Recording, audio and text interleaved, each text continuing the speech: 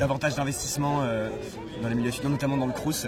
Il y a une demande d'investissement pour créer plus de résidences étudiantes. Il y a une demande d'augmentation des bourses.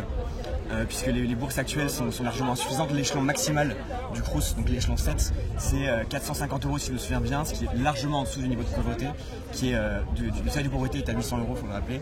Donc la majorité des étudiants vivent sous le seuil de pauvreté. Il y a quelques chiffres dont il faut se souvenir, c'est que près de 50% des étudiants sont obligés de se salarier pour suivre leurs études correctement. Et évidemment, quand on travaille à côté de ces études, on a plus de chances d'échouer aux examens. Donc ces étudiants-là qui sont précaires ont moins de chances de réussir à avoir un diplôme, à avoir un emploi, etc.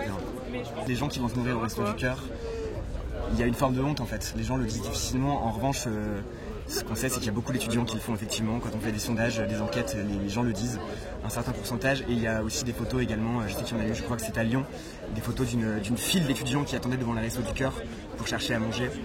Et il n'y a pas que les Restos du Cœur, il y a aussi, si je me souviens bien, le Secours Populaire qui fait des repas gratuits pour les étudiants, et les étudiants y vont évidemment.